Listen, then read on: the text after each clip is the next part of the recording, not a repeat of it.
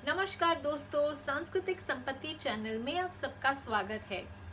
मकर संक्रांत, पोंगल, उत्तरायण, तिरगौर, तिरसक्रात ऐसे अनेक नामों से जाने जाने वाला ये त्योहार पूरे देश भर में प्रसिद्ध है। पर ये एक त्योहार के अनेक नाम क्यों है और उससे जुड़े अनेक रिवाज क्यों है, ये इस वीडियो में समझने की कोशिश करेंगे। जब सूर्य किसी नई राशि में प्रवेश करता है उसे संक्रांति कहते हैं। तो संक्रांति ये हर महीने आती है। इस संक्रांति में सूर्य मकर राशि में प्रवेश करता है, इसीलिए इसका नाम मकर संक्रांति है और ये बहुत इम्पोर्टेंट इवेंट होता है। पर यह त्योहार इम्पोर्टेंट क्यों है?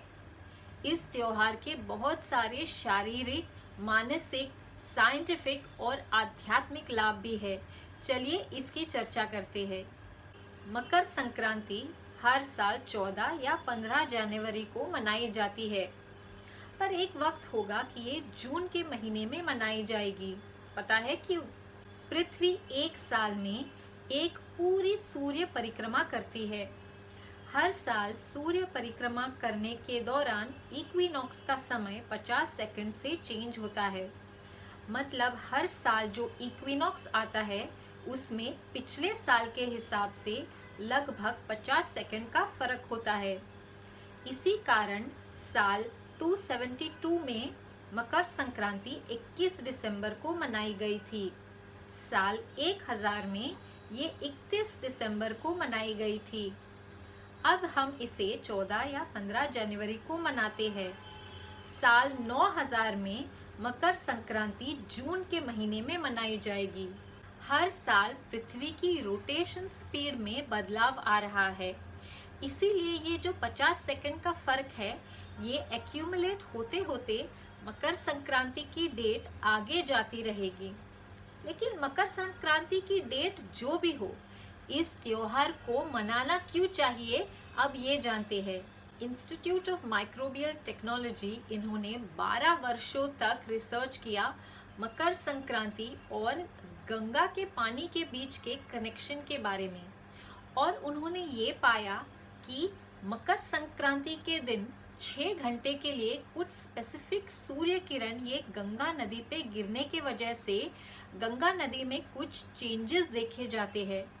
खास बात यह है कि गंगा के नदी में गुड बैक्टीरिया निर्माण होता है, जैसे बाइफाइडोबैक्टीरियम, स्ट्रेप्टोकोकस, लैक्टोबैसिलस ड्यूटरी।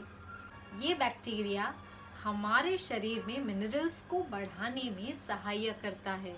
इसीलिए भारत के कई परिवारों में मकर संक्रांति के ही दिन गंगा स्नान करने का रिवाज है।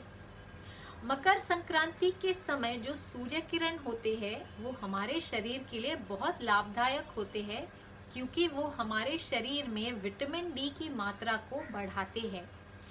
यही वजह है कि हम इस दिन पे काले कपड़े पहनते हैं और पतंग भी उड़ाते हैं, ताकि हम धूप में ज्यादा देर तक रहे और इन सूर्य किरण का लाभ सबसे ज्यादा ले सके।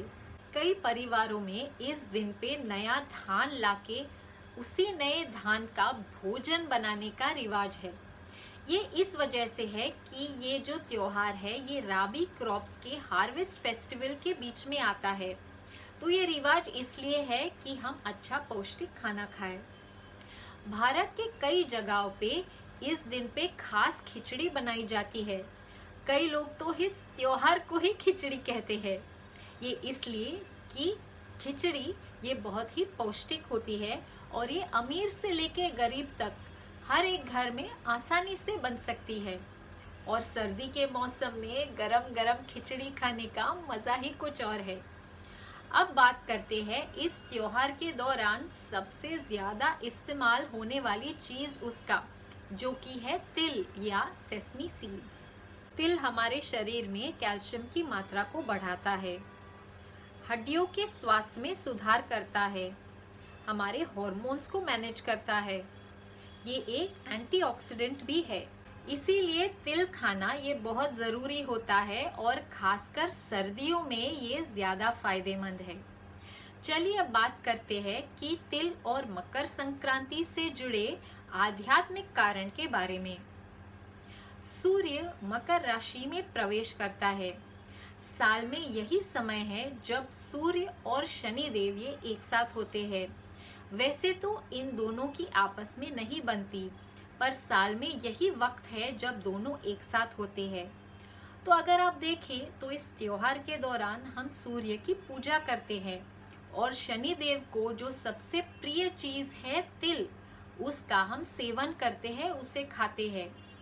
शनि देव को कर्म का देवता समझा जाता है और तिल के कितने फायदे हैं ये तो हम देख ही चुके हैं।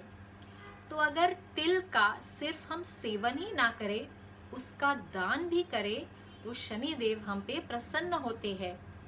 यही कारण है कि हम इस त्योहार को सामूहिक तरीके से मनाते हैं। इसके पीछे दो कारण हैं। एक कारण ये है कि हम आसानी से एक दूसरे को तिल के पदार्थ दे सकते हैं। दूसरा कारण ये है कि सर्दियों के मौसम में लोग ज्यादातर अपने घर से नहीं निकलते, तो डिप्रेशन, लोनलीनेस जैसी फीलिंग हो सकती है। तो इस त्योहार के माध्यम से हम घर के बाहर निकले, पतंग उड़ाए, तो एक चेंज ऑफ माइंड होता है। भगवत गीता में लिखा है कि इस उत्तरायण के समय जो नाम जाप करेगा, जो साफ मन से अन्नदान करेगा, उसका आध्यात्मिक विकास होगा। जो इस समय अपना शरीर छोड़ेगा, उसे मोक्ष प्राप्त होगा। महाभारत में भीष्म को इच्छा मृत्यु का वरदान था। उन्होंने इसी वक्त को चुना। हमारा भारत देश ये विभिन्नता से भरपूर है और हमारे देश के प्रत्येक प्रदेश में अलग अलग लोकल क्रॉप्स होते हैं।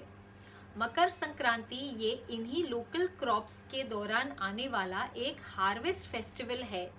तो क्योंकि प्रत्येक प्रदेश में अलग लोकल क्रॉप होता है, इसीलिए इस एक त्योहार के अलग नाम है और उससे जुड़े अलग अलग रिवाज है। कई लोग मकर संक्रांति के बारे में ये कहते हैं कि इस त्योहार पे पतंग नहीं उड़ाना चाहिए क्योंकि इससे पक्षियों की मौत होती है। उन लोगों को मैं यही कहना चाहूंगी कि हमारी ये जो सनातनी संस्कृति है, ये पत्थर, पेड़, वायु, भूमि, हर एक चीज को रिस्पेक्ट देती है।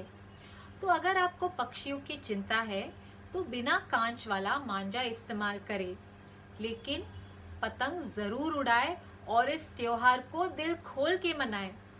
और अगर ये एंटी मकर संक्रांति वाले लोग आपके आसपास है तो उनके साथ मेरा ये वीडियो शेयर जरूर कीजिए। सनातनी रहिए, खुश रहिए। नमस्कार।